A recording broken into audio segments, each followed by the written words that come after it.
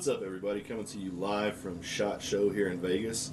We're at the Encore right now. We're getting ready to take part in a huge party, I guess you would say, but more than that, just a celebration of awesome here at the Beyond Show.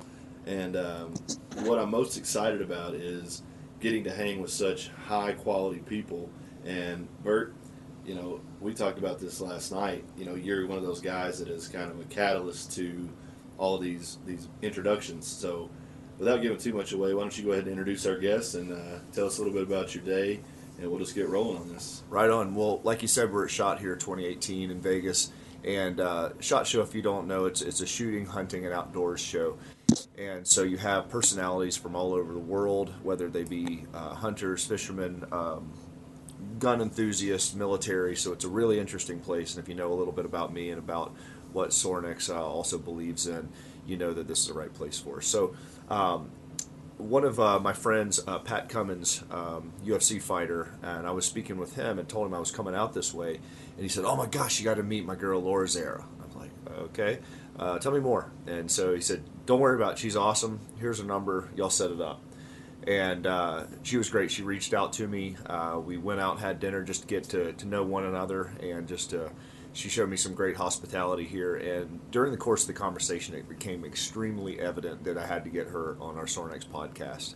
One of the most interesting people I've talked to in a long time, and that's saying a lot. You know, some of the people I'm blessed enough to be around, and I just really wanted to get her on the podcast and let her share a little bit about her story. Laura is I guess she would be a number of things.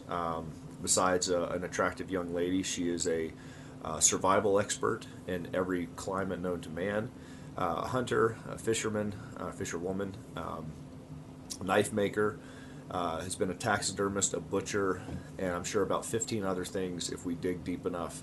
So she's kept me riveted for a few days with her stories and her passion for life and what she's all about, and so we wanted to share that with you. So without further ado, I'd like to introduce Laura Zerra. Thanks so much for having me. I'm so glad you did my introduction, because I think whenever people ask me what I do, I always just kind of stare blankly and smile, because I'm like, I don't know how to answer that. So thanks. Well, sure. Well, you know, I hate talking about myself, so I know you probably would as well.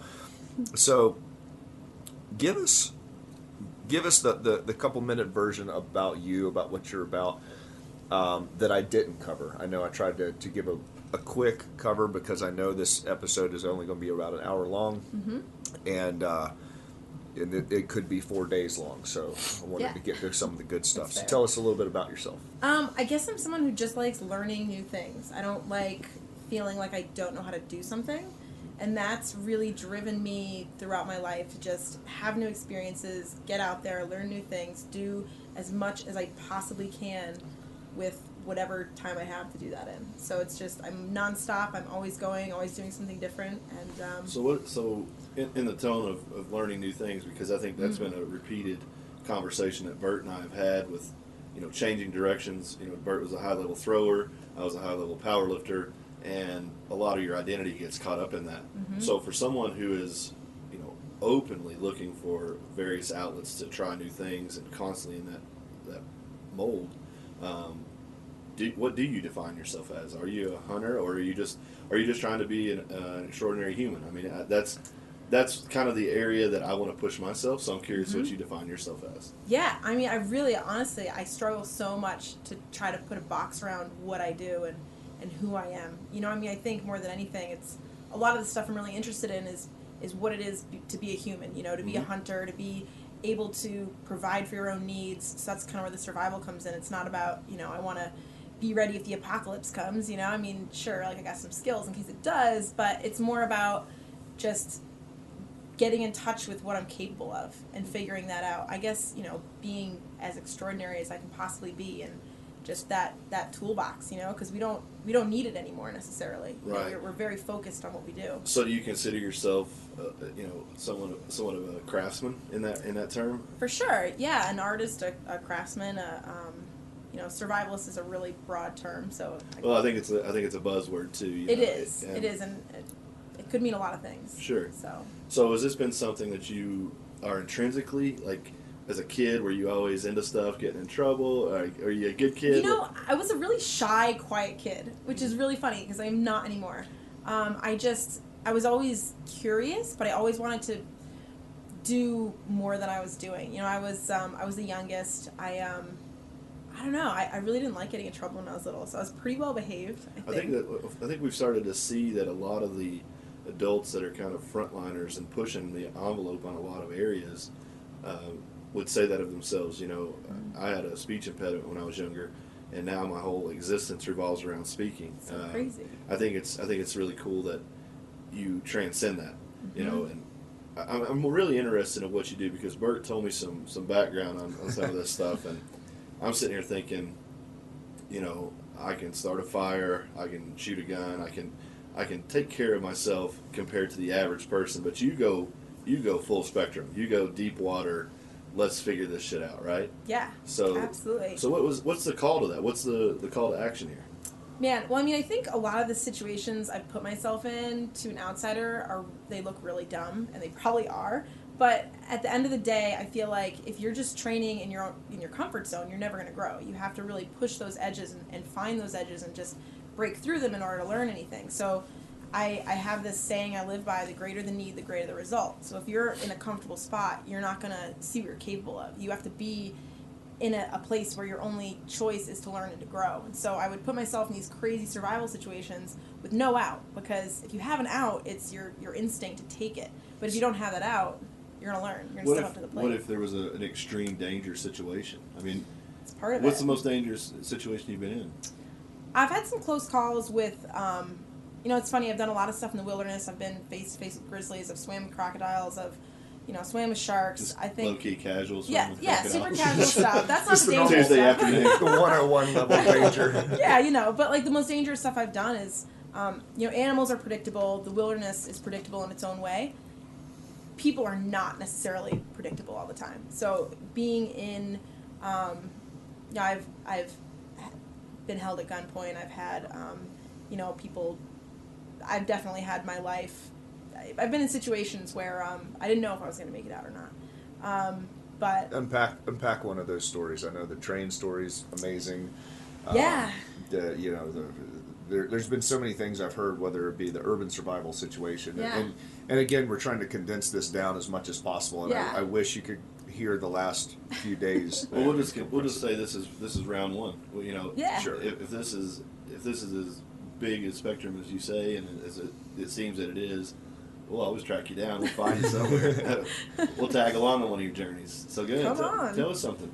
yeah, amazing. I definitely I had a situation in Mexico where I was hopping freight trains through the Copper Canyon, and it was pretty crazy. I didn't know necessarily. I knew hopping trains was dangerous, but I got into a situation where there were three men.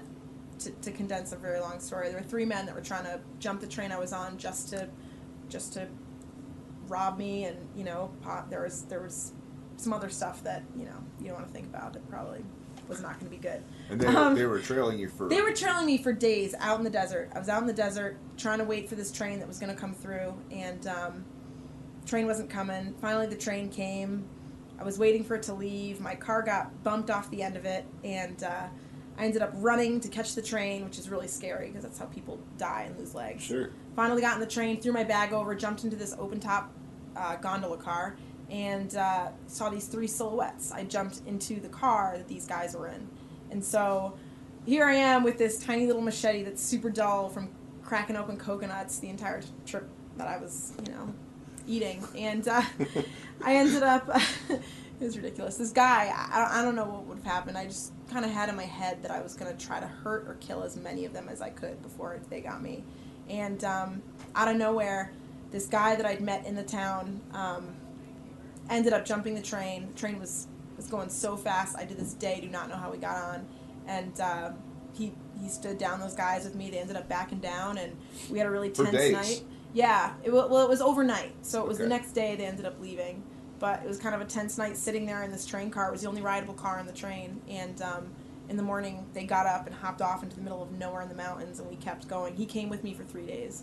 And he was sent to you with another person that you guys had met. Was it the fella sent?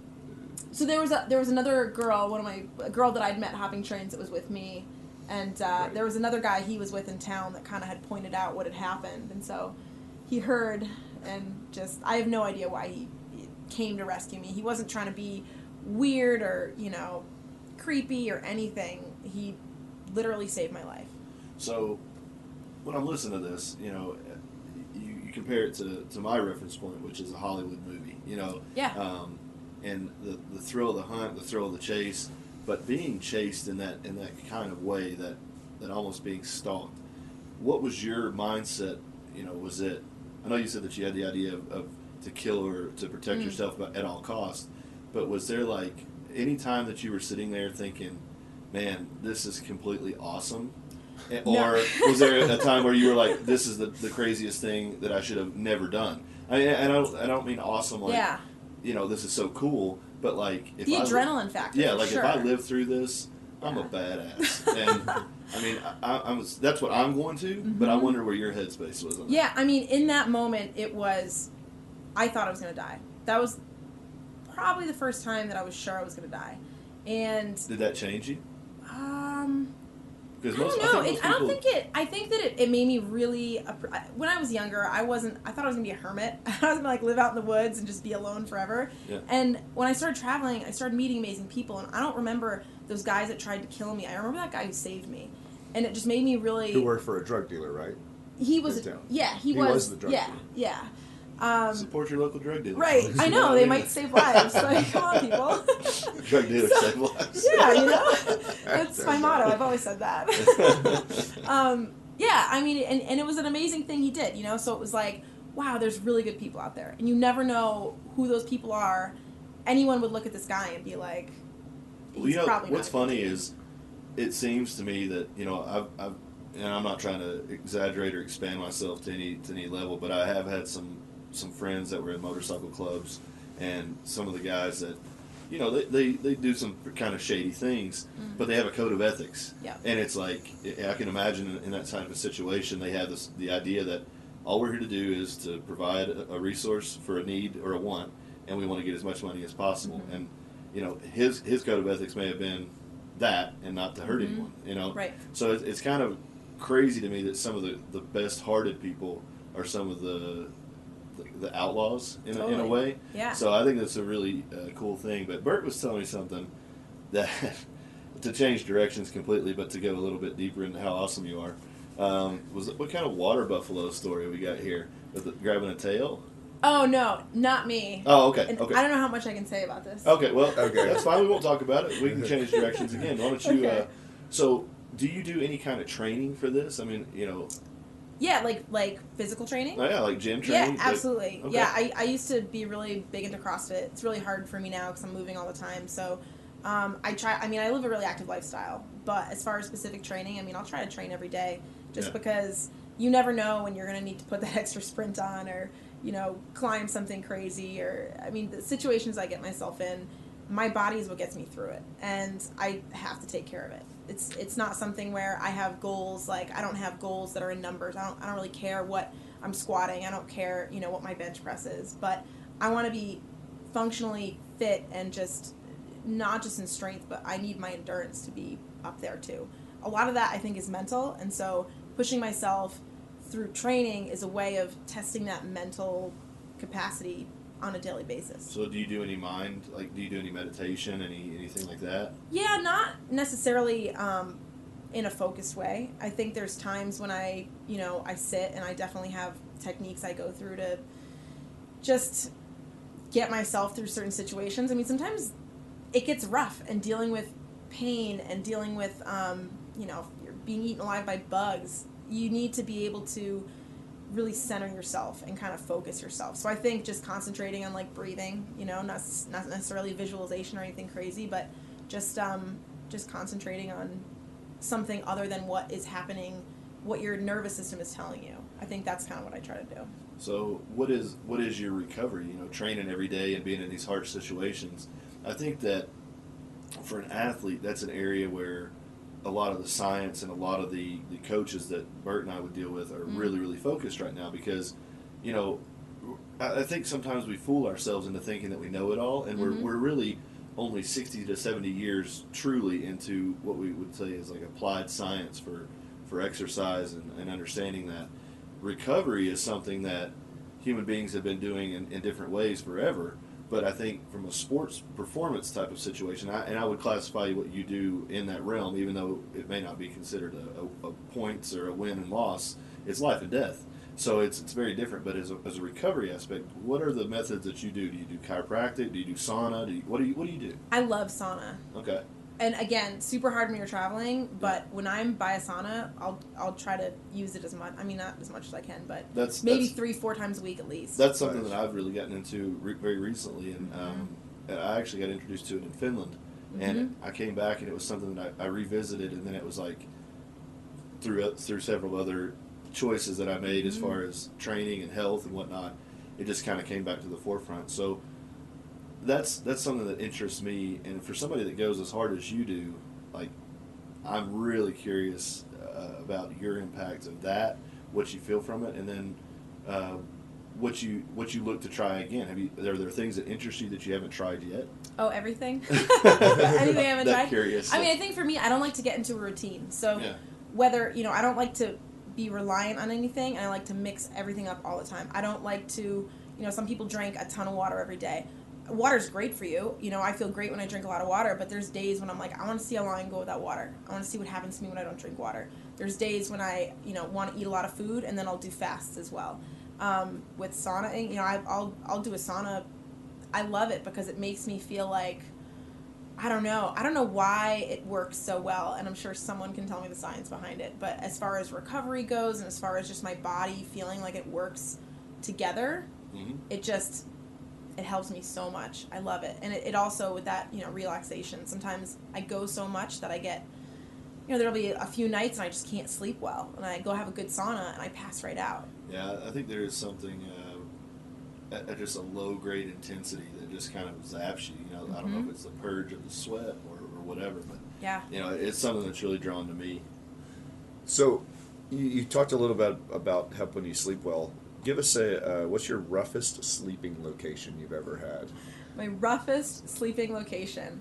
I think like riding the freight trains definitely is one of those situations where you always have to keep one eye open.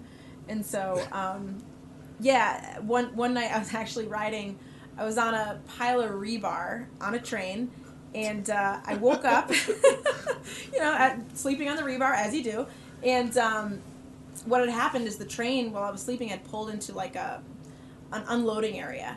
And all of a sudden there's these bright lights, and I just see this giant claw coming down to grab the rebar. So I'm, trying to grab my stuff, and I'm just imagining, being like on one of those crane machines where you get pulled out, but it's me. You are the lobster harmonica. Yeah, totally. I'm the lobster harmonica. But, luckily I was able to get out of the way and get out of there. But, all right, so that would be a semi-urban sleeping location. Yeah. How about in the jungle or in the tundra or? Yeah, I think any situation where there's a ton of bugs. And if you add cold into that, it makes it doubly worse. But there's nothing worse. I mean, we've all been in a situation where you hear one mosquito in the room, and it keeps you awake. Sure. When I was in the Amazon, I actually had to wear this burlap bag I had over my head. Not because the bugs were biting my face, which they were, but I actually couldn't breathe because the mosquitoes were so thick you were choking on them. So when you're going through that, like much less all of them biting you. You're not going to get a great night's sleep. You try to zone out as much as you can and just detach from your body, but it's easier said than done. Especially when it's you can do it for maybe an hour and then it just. Have you had any issues with like malaria or anything like that? Never had malaria. I had a really close call with rabies over in Southeast Asia, which is really scary. There was a good couple days when I thought I might die. Did you? I was listening to one. You had Lyme's, right? I've had Lyme's, yeah. Yeah. Wow. Malaria has killed. It was more than half of every person that has ever died has died from malaria, and I can't quote that right now, but I will probably tagline that in the beginning if somebody wants to check that out. But I read that it was on a Rogan podcast. They were talking about rabies and malaria, ironically. Yeah. And I was blown away by that. But they said that that gives you a spectrum and a scope of how big Asia and Africa are, because that's where it's so dominant. You know, we think of 300 million people as densely populated. You know, we're looking at a city. I don't know how big Vegas is right here, but I mean, I look at this and I'm like, man, people are on top of each other. This is spread out compared to some places in the world, and something like that is just so infectious. It's just immediate, you know. So, in the terms of bugs and crazy, like, what is the craziest animal that you've come across? Like, a pangolin. what? You ever seen a pangolin? Not a penguin, a pangolin. It's actually the most poached animal in the world, and not a lot of people know about it. But when we were in Southeast Asia, we found one in the jungle there, and it was probably the coolest looking thing. It looks like a cross between, I don't know, an armadillo, an anteater, and like an avocado. It's so odd looking, and they're really sweet, and they have this really pungent odor, and it makes them really easy for dogs to find. Like, you can almost smell it when you walk by it. And so they have these scales, and they're valued in traditional medicine. They don't actually do anything, but there's a lot of superstition around them. Sure. So they're really heavily poached, and they're really endangered. Wow. Have you ever eaten any exotic meats? Yes. Where do I start? Go for it. Starting. I think people always want to know what the grossest thing I ever ate was. I had tarantula, and I cooked it myself. I didn't get it in a market where it was properly cooked. Clearly, I did not know what I was doing. It was like, I put on a stick, A little right? sea salt, little black pepper. Yeah, it does not taste like chicken. turns out. I wish. Track the calories. Yeah, my really gourmet method of cooking it was to put it on a sharpened stick and hold it over the fire. And the hair kind of burnt onto it. So, instead of like burning off like I thought it was going to, it tasted like, you ever smell bad perm? There's some memories of, burnt spider hair. Yeah, like going to the hairdresser with my mom when I was younger, and like all the ladies that were getting their hair burned, kind of. So anyway, that's what it tasted like. It tasted like being in the hair salon. And it was crunchy, like the legs were really overcooked and crunchy and burned, but the inside was still really gooey. I think texture is really hard to deal with when you're eating something new, like so grubs. Was that more of like, oh, here's a tarantula, I'm just going to go all in and see what it tastes like? Or was it like, I'm really starving? I'm starving. There's a tarantula. It's edible. I'm going to go for it. Have you ever had any situations where you've eaten something that was poisonous, or had any kind of reaction to anything that you've eaten? I had a reaction to, oh God, what's the name of the fruit? I can't think of it. But juicy fruit gum is the flavor of this fruit. So it's delicious, let's be honest. The juicy fruit. Okay. Yeah, cool. Yeah. It's it was in Southeast Asia. It's like this giant green weird looking thing. What's the one that stinks? The one that they... oh, God. Okay, so jackfruit was the one I ate, I think, and then that one's durian. Durian, yeah. Yeah. I've had durian ice cream. I love durian. Okay. Because it's a love-hate. You either love it or you hate it, I love right? it, yeah. But this jackfruit, I had a bad allergic reaction to that, but luckily I had like one of those allergy pills, and I barely got it down my throat before it started to close up. Wow. It was all right. Well, let's Tarantino this backwards real quick. So, you haven't always been a hunter, meat eater. No, I was a vegan. Naturally. I'm all about extremes. Okay, so tell us how you went from being a card-carrying vegan to an extreme hunter and raw meat eater. Yeah, I loved meat so much when I was younger that we had to do a term paper. I think it was freshman year of high school, and we could do it on anything. We just had to write about something. And so I read about meat and where meat comes from and processing, and I actually had to go out and do primary source interviews with people who worked at processing plants. And I was horrified by just, the way everything was, and the gross stories about, what can go into hamburger and what's allowed. And I like to eat pretty healthy, so I was like, all right, that's it, no meat. I didn't realize how bad I felt until I was with a professor of mine in college, and I always said, if I could get meat from a source I felt good about, I was going to try it. Well, he'd hunted a deer, and he was marinating some of it in like the dregs of a cask of wine that he'd made, and he was pulling it out to cook, and I just was like, I really want to try this. I want to wait for it to cook. So I broke my veganism with a chunk of that raw marinated meat, and everyone said I was going to get sick because if you don't eat meat for a while, you're not used to it, which is a complete lie.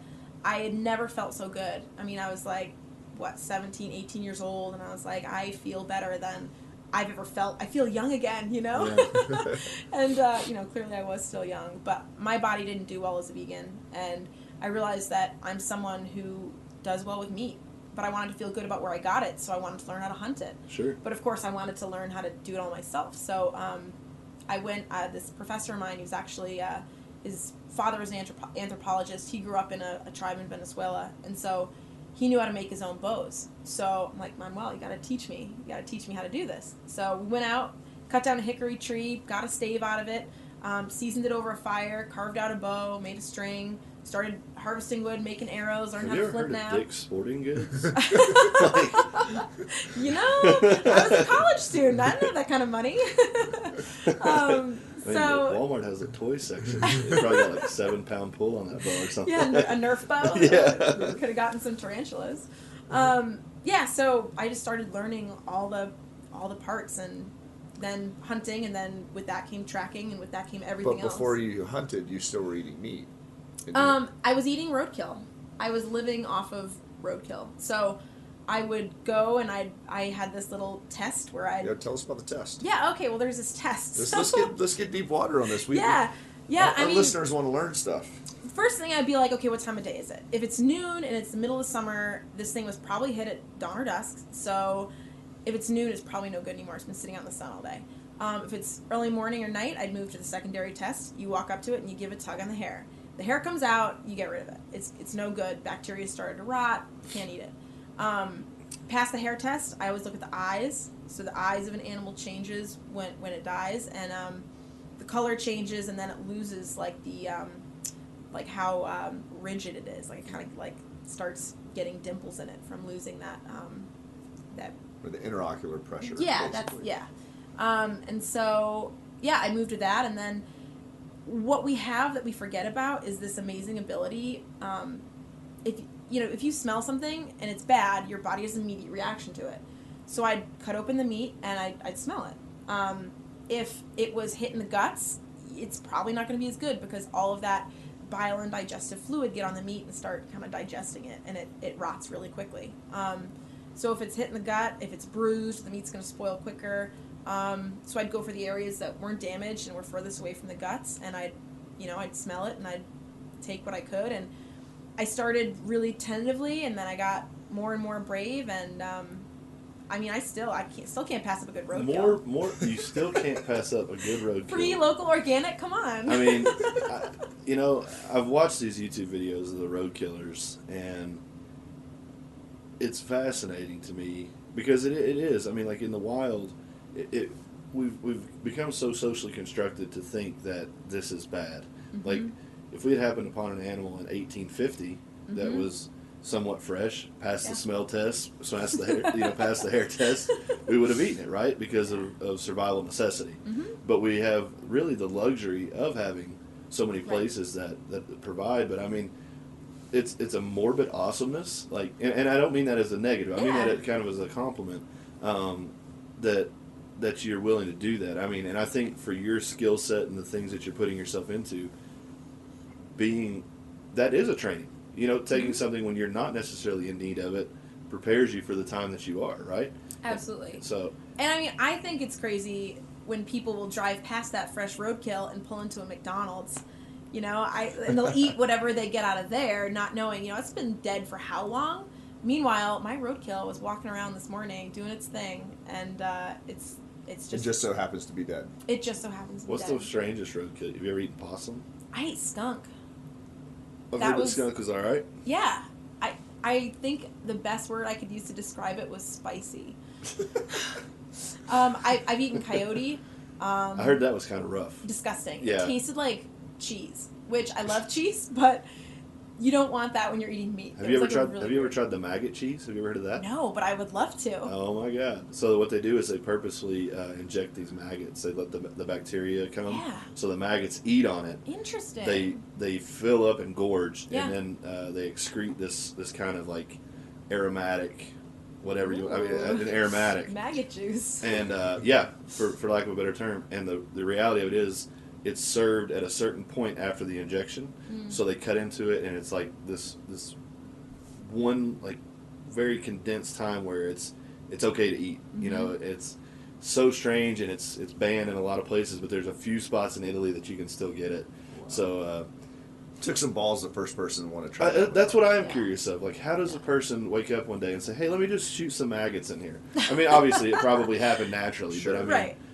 it probably came from a situation of situational necessity. Like, Right. God, we don't have anything else. Like, maggots. Well, you know, it's interesting because a lot of cultures all over the place, and humans historically, insects are a great protein source. Oh, and I think they're really by sustainable weight, as well. they're the most dense by weight. Yeah, proteins, fats, you know, and they're really, you know, they're easy to come by and hard to collect sometimes. But if you can grow a bunch of maggots, you know, I mean, it's only gross if they're eating rotten, dead stuff. Then you don't want to eat them. But Right. Well, you were saying the coyote tastes like cheese. I know you like cheese so very much because it's been a baiting mechanism for you. absolutely, yeah. Tell me about that. Yeah, so Bert has this glorious beard, and we were talking about how, you know, if you shaved it, maybe his children wouldn't recognize him anymore. And when we were young, my dad actually shaved his beard, and we all hid under the couch, and he had to lure us out with cheese, which I didn't think was weird, but So you're a mouse. that's Exactly. exactly what the conclusion Hides under the was. couch and you lure him out with cheese. Perfect. Yeah, you know. Okay.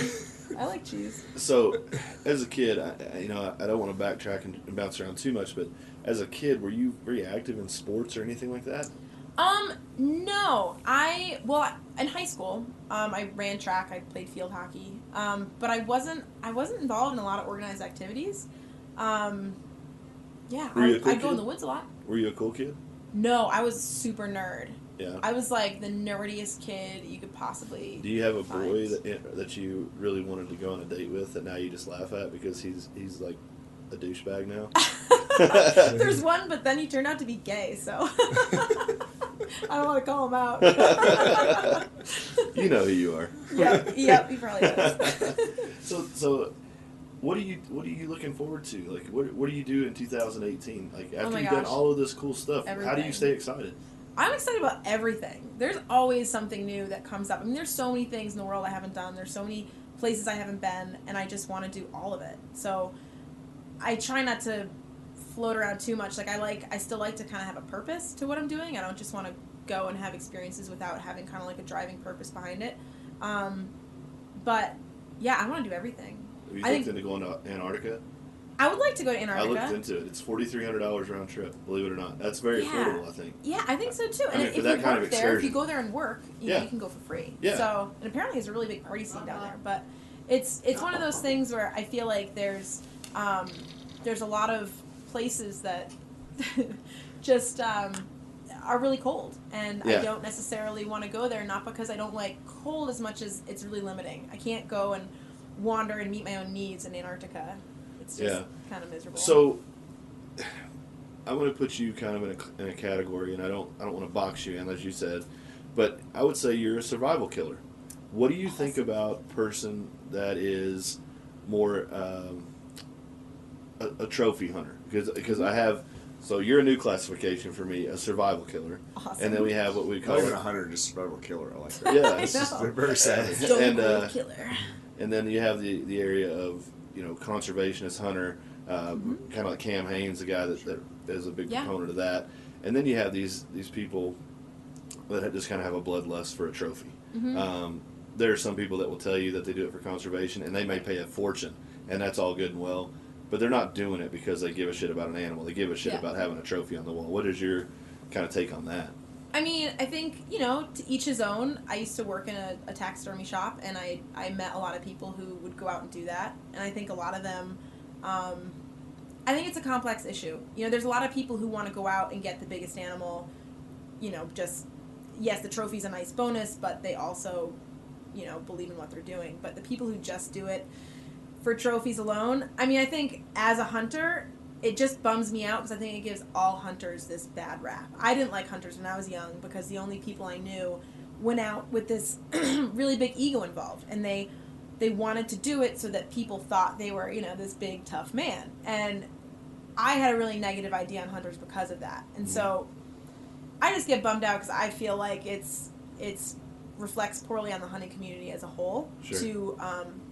Because those hunters are very few and far between. Yeah. I mean, I've met a handful of them, Right. know, and Yeah, I mean, think they it's stand not my out. style. I mean, you get a pretty good sense of it because And they're the ones with the loud voices, Yep. oftentimes, you know, and Yep. they always want to engage other people. And, you know, I think it's important to stand up for hunting, and I do, because I think that, you know, our voice needs to be louder than the people who are trying to make hunting wrong for the actions of a very select few. So do you work on any kind of fronts to cross-educate I mean, I think I just try to educate by existing? living life the way I do, and I love talking to people, you Sure. know, because I understand both sides. I was on the other side, you Yeah. know, I didn't know the facts, and I didn't know what it was all about, and so for me, the more I can share that, and the more, you know, I'll take you out hunting with me. You can see what I do. You can see what it's like, and actually the intimate connection you have with these animals when you're hunting them. I mean, I don't think anyone respects animals more than people who spend a lot of time with them, like Absolutely. hunters.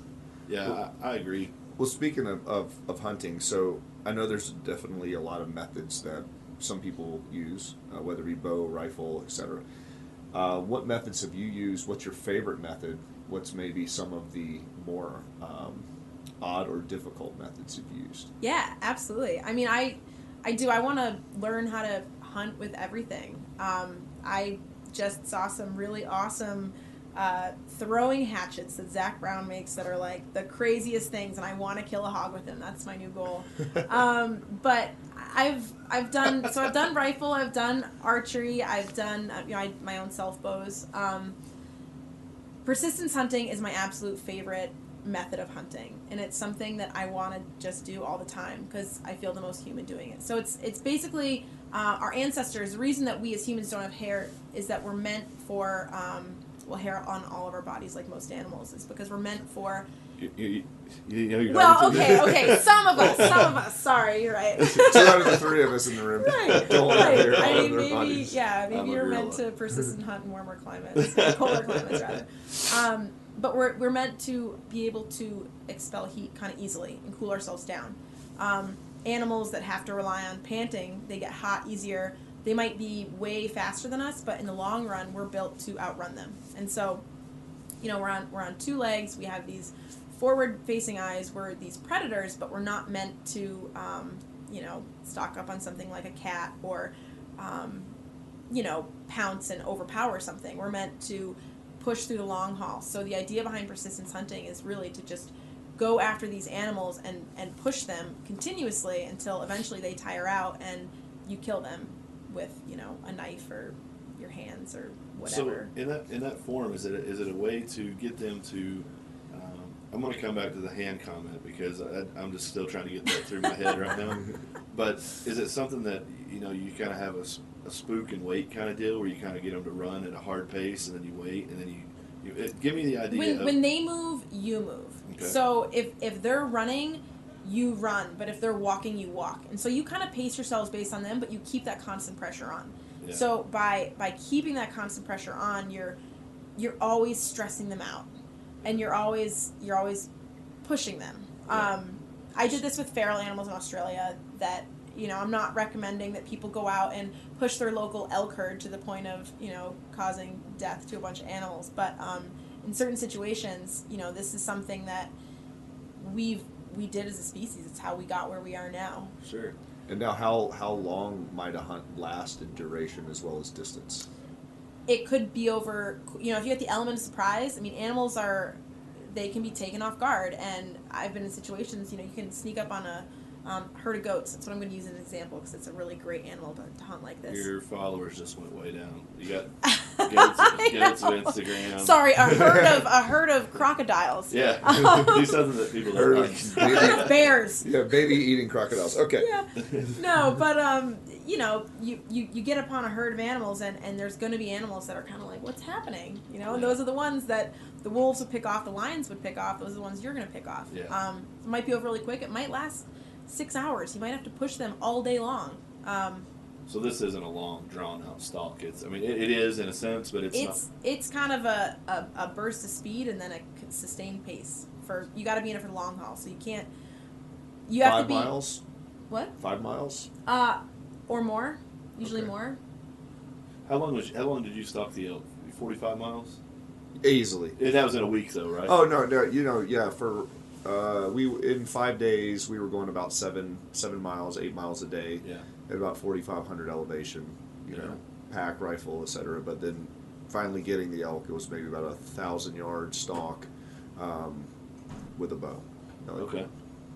So, I guess one of the coolest things, you know, they talk about the intimacy of a kill, and you know, obviously there's a serious detachment from someone at 500-600 yards with a bow. You're 30-40 yards, maybe closer.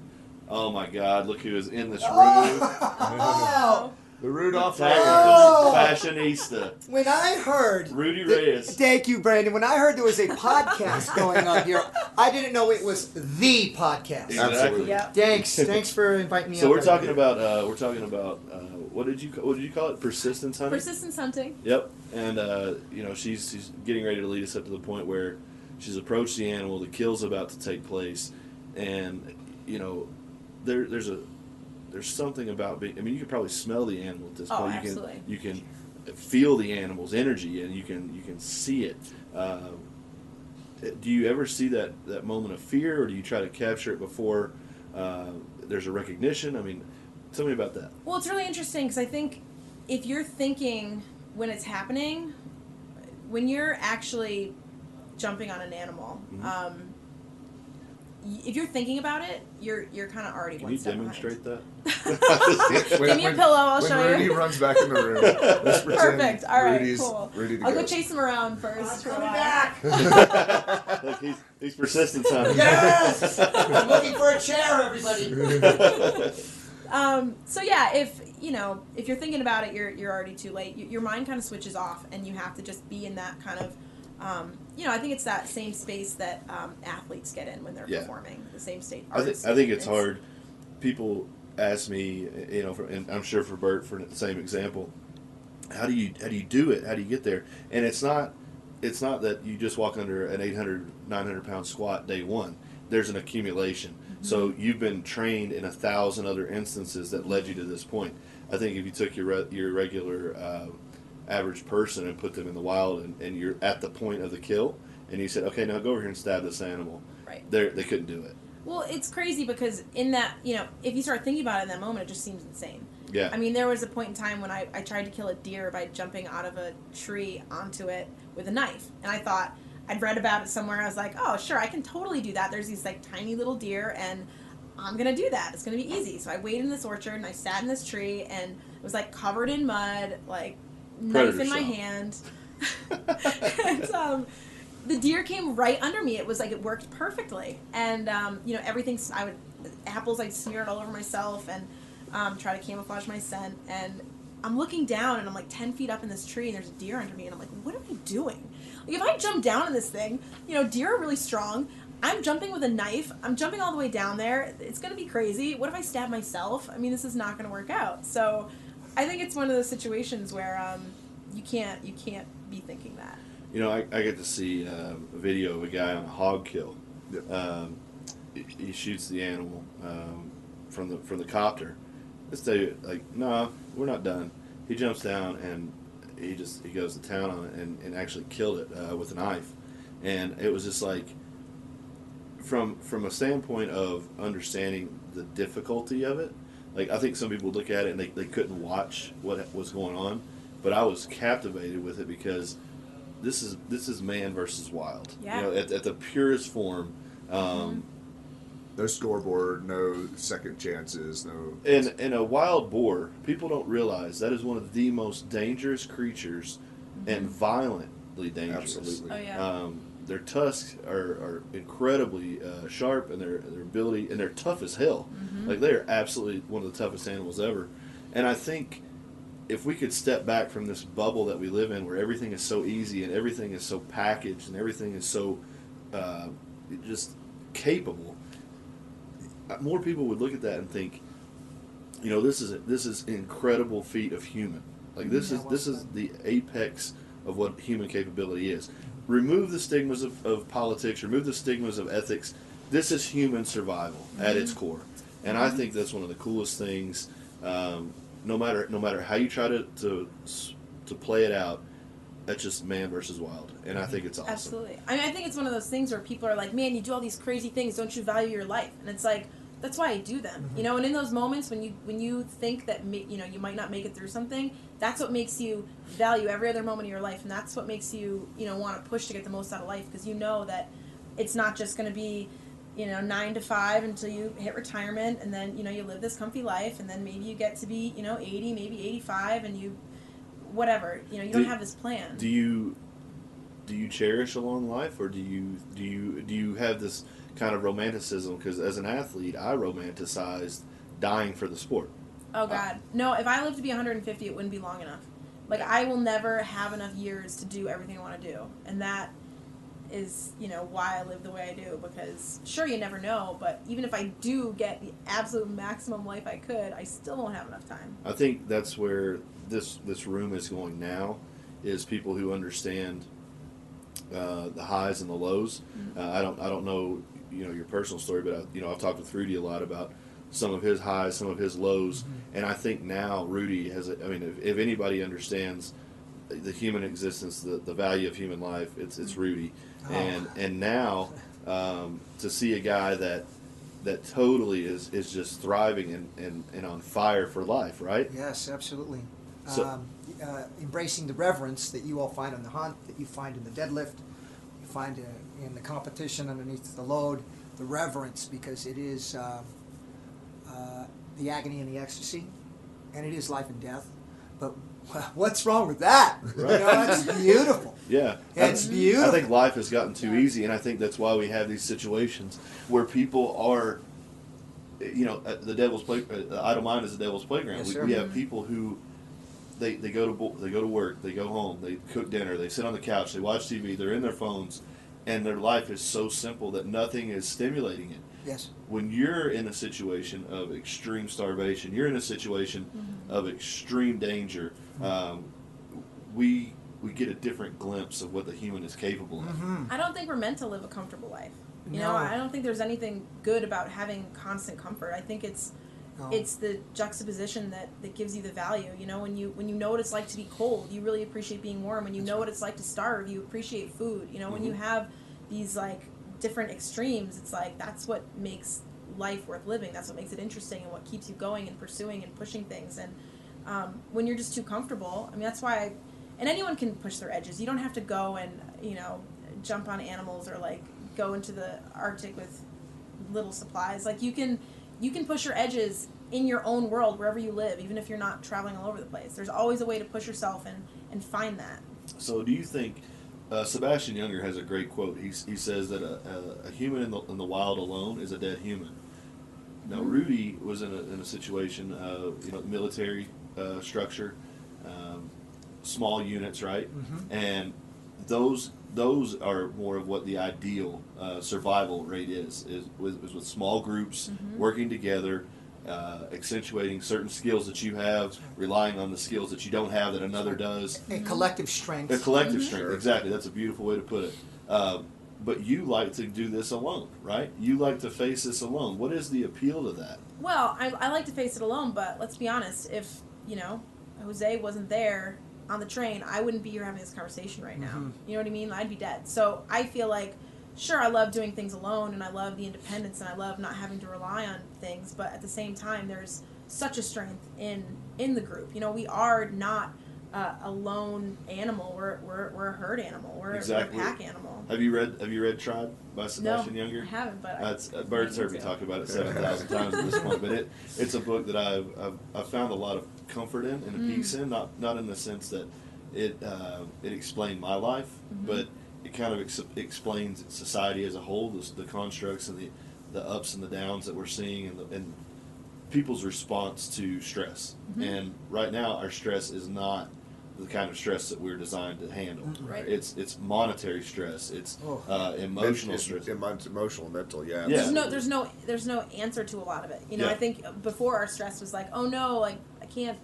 Shelter, food, yeah, water, food, basic needs. There's child an answer to rearing, that. protecting the Yeah. village. You can fix that. Right, Yes. you can fix that, but emotional distress. I wonder, and speaking on monetary that, I stuff. wonder, did we have the emotional stress and trauma and such in our more primitive form. Maybe we did. Well, if you look at Maslow's hierarchy of needs, if you're still working on those basal survival pieces that you need, you probably didn't have time to be worried about. You're so engaged. About Yeah, my mother-in-law being whatever. It's like, I'm really cold right now. And Well, it's really interesting because when you look at traditional societies, on average they would work about 4 to 5 hours a day, and then you think about how much we're working. So they actually had a more luxurious life, which is why art evolved, which is why religion and spirituality She's right. evolved. I read about this. And village and spirit life. You had the 4 to 5 hour work day. We'll call it that if you want to just give it a label. But you had 30 people doing the need for all, or doing the work for all. So it wasn't like, I have to provide. And one of the coolest things I heard was. I can't remember the context or where it came from exactly, but it was when the United States Army was coming to get land from the Indians, and they said, we want to buy the land, and they said, from who? Yeah. Like we don't.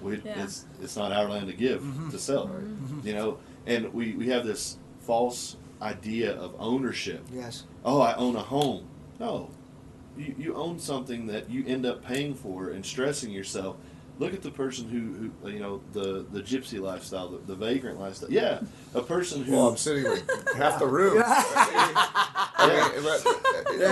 Speaking of which, just That never happens. drilled in a little bit. I mean, where do you live right now? Where? My truck. Yeah. So Yeah, I mean, I'm always moving. I don't live anywhere. I haven't. I'll spend time places, but I don't have a home. Where were you based? Like, where was? I'm gonna borrow that one. I spend time places. Yeah, Exactly. Where's your home? Places. Yeah. Where were you at before Vegas? I was in Maine. Maine. You ever get to Kentucky?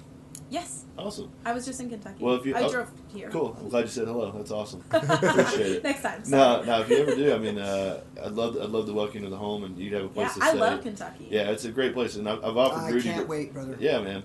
I flow through. I'm going to take you up on that. Please do. I mean, I think I want, and I think something. I know the satisfaction that I feel because I'm maybe not to the level that you guys are. I'm on the road all the time. Yeah, you two were road warriors as well. Yeah, and I mean, I slept on the beach in L.A. Get it? I slept on couches. I slept here and there. But there's such a satisfaction that I cannot explain when somebody says, "Here, let me give you a bed.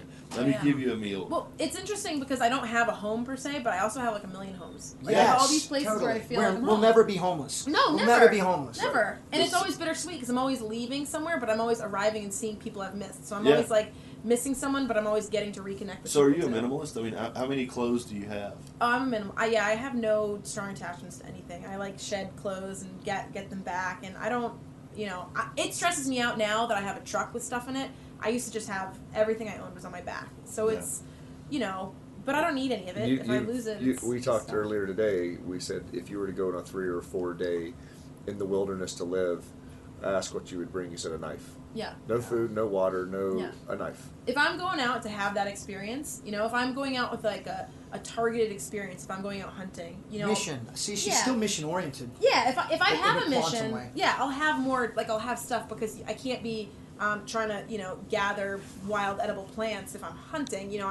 It really helps to have like a granola bar in my bag. Right, because then it's time management. Oh, Right, it's I time thought you were management, hardcore. but- Yeah, priority. I mean, someday I would love to do like a crazy, super primitive hunt, and but fasting's maybe, fine, right? maybe I know of this program of primitive skills, no equipment, making your first tools out of stone and from stone into wood, and then fixing a spear or bow and arrow, and then ultimately getting your kill. Yeah. That sounds like something done like this? your Yeah. alley. Oh yeah, I do that. Oh, okay. Well, yeah.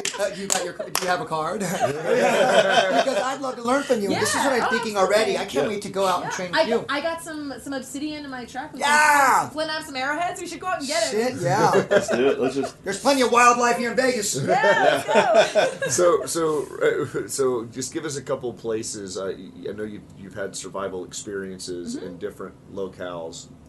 Give us a couple of those. One you had talked about a little bit was the urban, which I was really interested. Yeah. Everyone thinks of primitive survival being out in the forest or Right. the desert, and that you chose to have an urban survival situation. Yeah. Tell us a little bit about that. Yeah, so like I said, I was kind of a hermit when I was younger. Thought I was going to be a hermit forever. Started realizing that people were good, but I was still kind of scared of cities because people are unpredictable, and I didn't know how to exist in a city. So I figured, all right, cool, Laura, practice what you preach. You tell people to push their comfort zones all the time. That's something I need to do. So I actually went to Chicago, and I was passing through and ended up having a layover on a Greyhound bus I was on at that time. And I decided, you know what? I'm going to live here. So that's the nice thing about being homeless. You're always home, right? So I just was like, this is my home now. Right on. So for 2 weeks I went out and I spent time with a group of homeless people. Mm-hmm. Because they are the ultimate survivalists. They live resourceful. They are resourceful. They live under the radar, and learned how to dumpster dive. That's right. Learned why cardboard is so valuable. It's an amazing insulator. Keeps you up off the ground. I learned all sorts of crazy things, and sometimes I'd be like, what am I doing here? Like, that guy's smoking crack over there, Yeah. But then I'm like, it was interesting because, again, people you look at and be like, oh, like, those are, quote, bad people. But they had this amazing community where they would take care of each other. Someone would go and find 40 bags of chips in a dumpster, and they would bring them all back, and everyone would have a feast. It was all communal. They would look out for each other. Hey, we haven't seen Jake today. Like, where is he? Let's go out and try to find him. I mean, it was amazing how they took care of each other, more in some ways than we do in the civilized society. You ever Exactly. think, I'm sitting here thinking, like, in a matter of 50 minutes or so here, I'm having these ideas that we should absolutely reinvent the human psyche around the classification of how we look at these people. Mm-hmm. Because instead of looking at them as worthless and wasted and life squandered, we should look at them as, like, what can we learn from them? Absolutely. I think one of the things that as humans we've failed to do is we fail to look at others sometimes that maybe qualified as beneath us and say, oh, they could teach me something, right?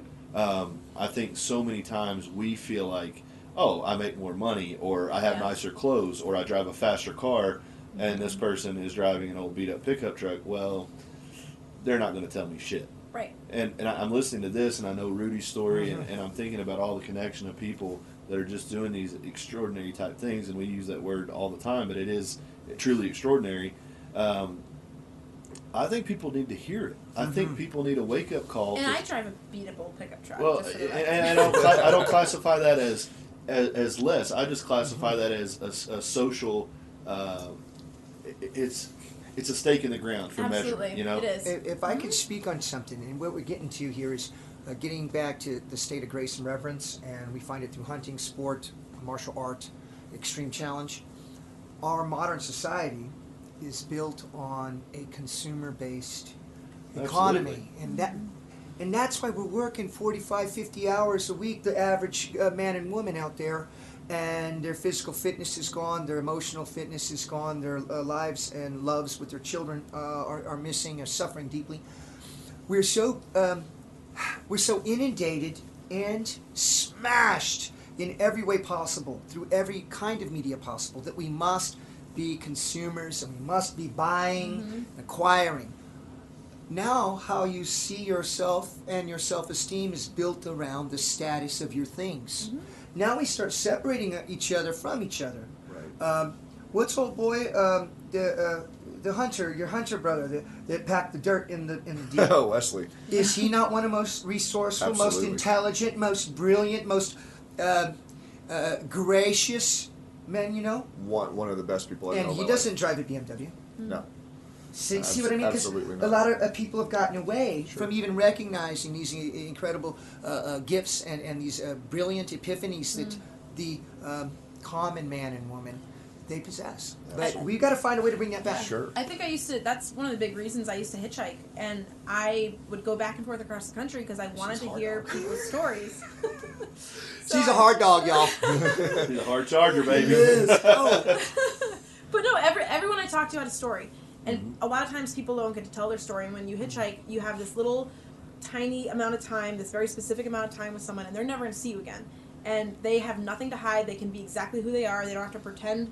Whoever they pretend they are in their real life, they don't have to do that. They can just be who they are. And I heard the most incredible, heartbreaking, beautiful, amazing stories from these people. And it was just like, Everyone has a story. I don't care who you are, what your Waffle walk of House, life you're from. right? Yes. So one of the things that I haven't talked about it too openly, and I'm not going to get into the details, but Waffle House for me, like 4 o'clock in the morning, that was one of the things that you get some serious conversations with people at that point in time, and it's just you meet the people who are outside the normal curve at those times, and they're struggling.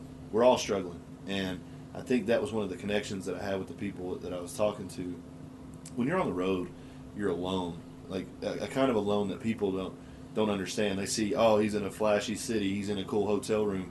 The isolation becomes real, and I mean, you're speaking, you're giving your best in front of people, and then all of a sudden, it's like, what do I do with myself? And then you want somebody to just light your fire. You want somebody to give you something to spark you, to make you feel something, to think something, to grow, right? Because so much of your stuff is just, okay, I got to be here at 7:30, I got to be there at 9:30, I got to be on the plane at 6 in the morning, and it's just go, go, go, go, go.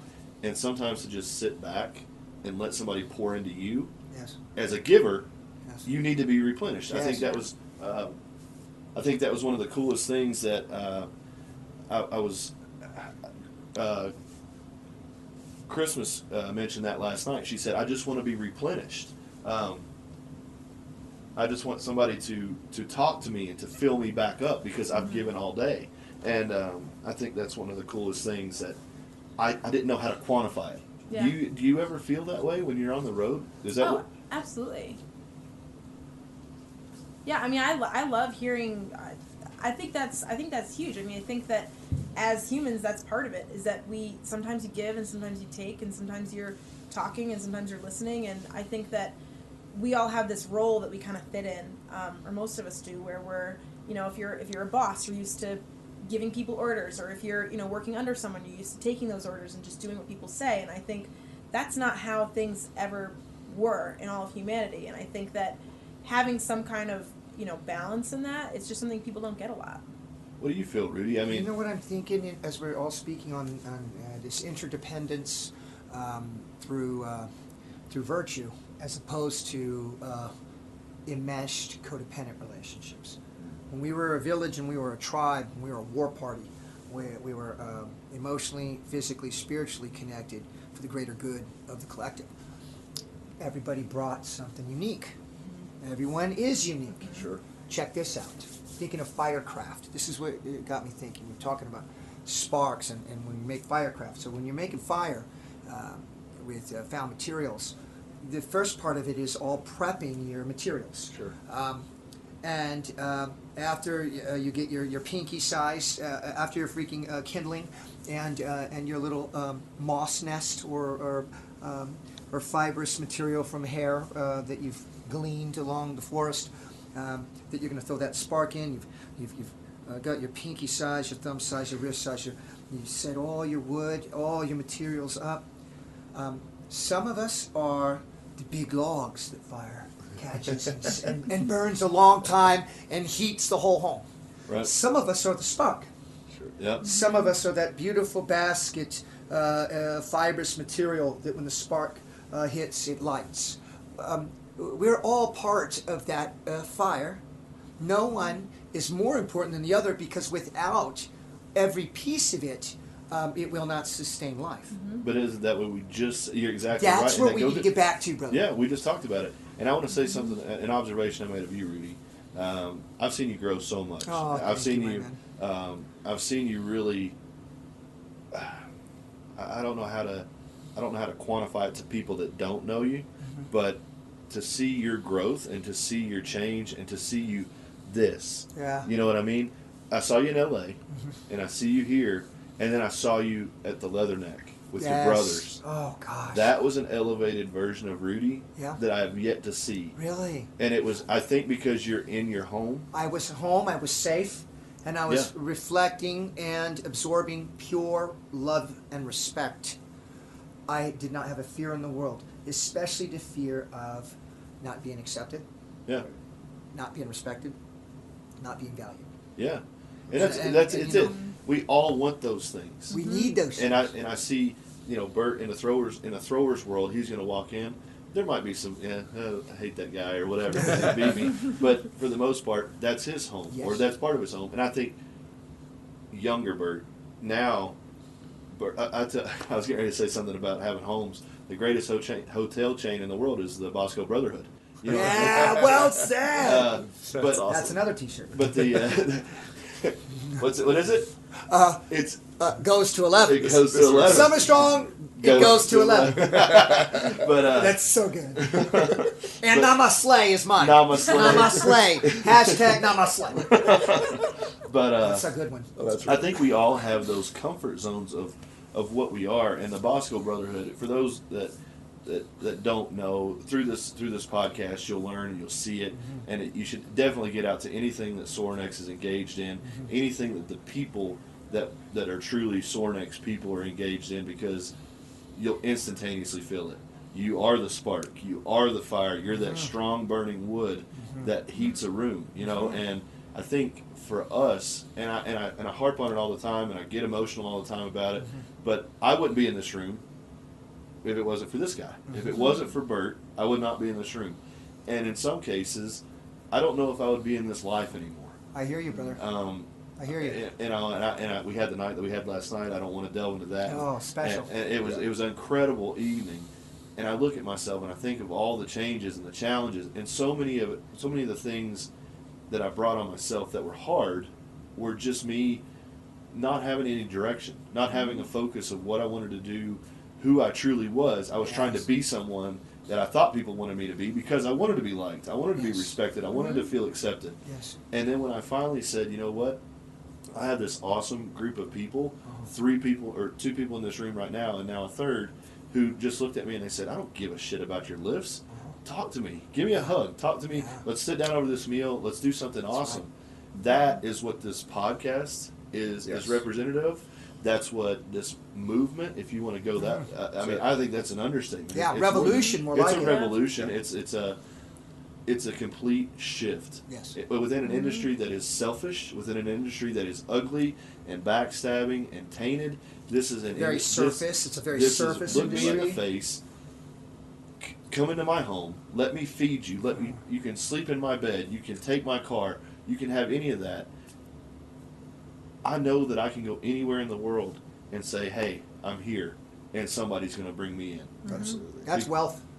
That's That true. is. Absolutely. It's if people talk about their financial portfolio, and I look at it as your relationship or your social portfolio. Well said. What are you paying into, said. and what interest of what you've paid into of those around you and the world around you, that's true wealth. Yep. And I feel wealthier and wealthier every day, because I look at the people around me. That's what I care about. I don't give a shit about what money I have or don't have in my bank account. And honestly, I don't know. Because it comes and goes too. Absolutely. Brother. You're running a business. You're I'll have supporting bills families. next month. There'll be less. Maybe I'll get paid. There'll be more. I don't give a shit about that. Yep. But the people around me, and like you talked about the time we had last night, and again, we won't go into that, but the time we're having tonight, and we're here at the Beyond Shot party, and we're going to go downstairs a little bit and have an amazing time then. And those are the constant paydays, and those are the constant pay-ins. Yes. And it's always there, and it's always growing, and it's compounding interest. Holy shit, it's real. Yes. Well, Absolutely. yeah, look at the ripple effect since we've met.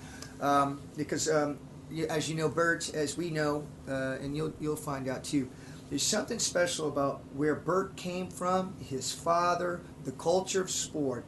It eventually evolved to a place where he created a Knights of the Round Table. Yeah. And that's An where we ever-growing got- table. Yes. It saved my life too. Yeah. I hadn't had a family in a long time. Yeah. And this is the first time I started having a family. And Bert and I did this heavy duty fighting and shooting and operations combine. It was called Smoke Check. And that's where Bert and we coalesced as brothers, as teammates, and I got to feel loved and respected because Bert valued me, and the energy and love that Bert was putting out, and the fact that he was coming into a new environment to do some new things, made me give so much respect and credence and love for the man's character. Sure. And next thing I know, it's Summer Strong, it's Beyond, it's a few other things, and then we're all getting together more and more and more. Yep. You're seeing my health getting better, you're seeing my mind getting better, because I'm starting to believe in Dude, myself. I see a again. difference in your eyes. Oh, big time. And You I'm know, tell- this is like- the first time I've been in Vegas where I look like this. Yeah. Yeah. Oh, what Yeah, did I say, you're what did I say different. last? What did I say last? Sure, time? absolutely. I drank water Yeah. in Vegas. You know, and no shots at anybody that Yeah. chooses a different path. I mean, I've We been- had some hard chargers in that room. Yeah. Not mentioning everyone who was there, and notice I think there was maybe 4 beers. Yeah. down Oh, yeah. In, Yeah. in like 10 people. Yeah, and I think,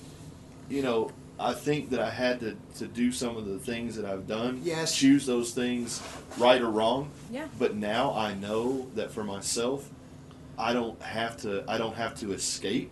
Yes. I don't have to be disconnected. I can be. reality's so awesome. I absolutely want to Absolutely. get in the fire. Right. I Yes, want yes. to be in it. I want to be right there. And I think one of the things that is hard for me is that I crave it so much. Oh, yeah. And I want it that it drives me more. You get a taste for it. You can never not search and strive and hunt for it. Yeah. Ever again. We're a You can hundred, never we're a be who hundred you were of men before, you know? to bring us to a higher ground. Yes. Right? And that's Yes. what I think your purpose is. I think that's Right your on. purpose. It's a That's definitely pleasure your to purpose. meet you. It's So, such a pleasure to meet We've you. we've covered a lot of ground, and I feel like we're just getting started. So, Will you come back on our podcast? Yeah. Absolutely. Listen. and I Obviously, believe come on, I guys. believe you have accepted to speak at Summer Strong 11, Yes. Yep. May 18, 19, and 20. So Super excited. I'm super excited to get to introduce you to the Bosco family, and also for them to get a small piece of you, because it's so special. So tell us a little bit right before we sign off. A little bit about what you have going now. I believe you have a book coming out soon. Yep. And how do people learn more about you? I don't want them to learn too much, because I want to punch everyone in the face with you at Summer Strong and let them know get the full effect. Awesome. But let us know a little bit about what you have going on, where they might be able to catch up with you. Yeah. Not stalker. We didn't get into the stalker Oh, I know. stories. That's a good one for later. Yeah, so I have a book coming out in August. I can't talk too much about it now. But I pretty much update everything I'm doing on social media. I'm really good with my Instagram, which is just at Laura Zerra. I also have a website, laurazerra.com. But yeah, I try to kind of keep people up to date on Instagram. It's kind of how my family find. My dad actually got an Instagram just to know what I'm doing, because So I'm we better say at you that have than to get phone a calls. disposable camera in the Yeah, middle and of take pictures middle on of, a train. and of drug really lord freak 'em Mexico. out. and- Yeah, my poor parents. They're gonna freak out when they listen to this, by the way. Really? Oh yeah. There's definitely some stories they don't know yet. Just don't tell them Yeah, it's a secret. until later. so you got the book, you got the knife stuff. The best place to find out as much as you can is at Laura Zerra, right? All right, Rudy. The real Rudy Reyes. The real Rudy Reyes, because there's a lot of fakers out there. Yep. So Real Rudy Reyes on the IG, Instagram, Real Rudy Reyes. Facebook, although we know it's a tired platform because you can only have 5,000 friends, and all of my recon brothers down there busting my freaking chops every day that they've been waiting 7 years to get on the dang list, because I gotta erase people to put people back on. That's the worst. But IG is the easiest. Also, www.rudyreyes.com. We got a couple projects coming up with you. Can you talk about them? Or no? I'll talk about a couple. And when you see the press releases in the next couple weeks for the big film I'm working on and I'm going to be acting in, you will all be very proud. But please check out www.forceblueteam.org. oh yeah. I brainstormed, and this is again after the Bosco Brotherhood. I started getting back my fitness, my health, my strength, and See, Matt, I'm sorry. Oh, you're good. No. I said, man, I'm getting strong again.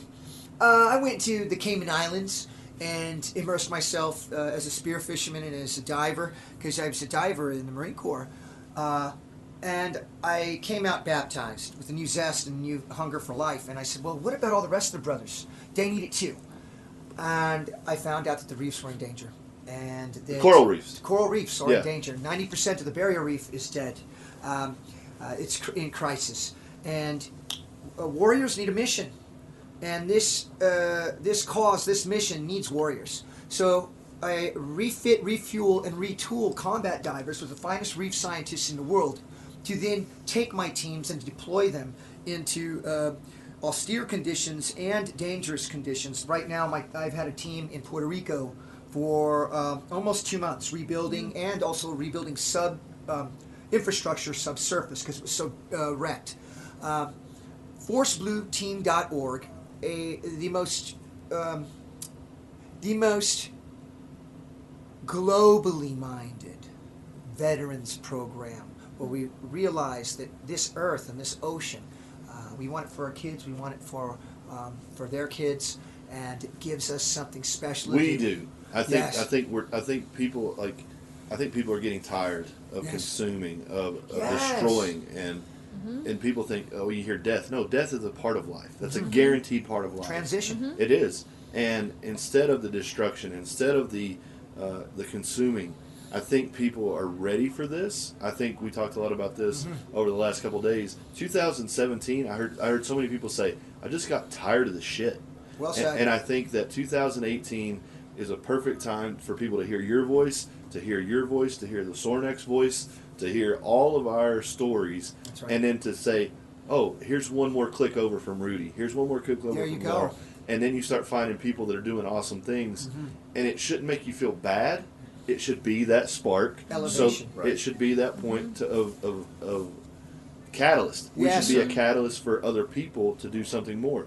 So with that being said, we got a party downstairs. Yeah. We got some beautiful people downstairs, Uh-huh. some beautiful food, and I guarantee you we're going to have a good time because with this group of people, it never fails to get awesome. Yeah. Extraordinary people doing extraordinary things. This is Bosco Podcast. Have a good one.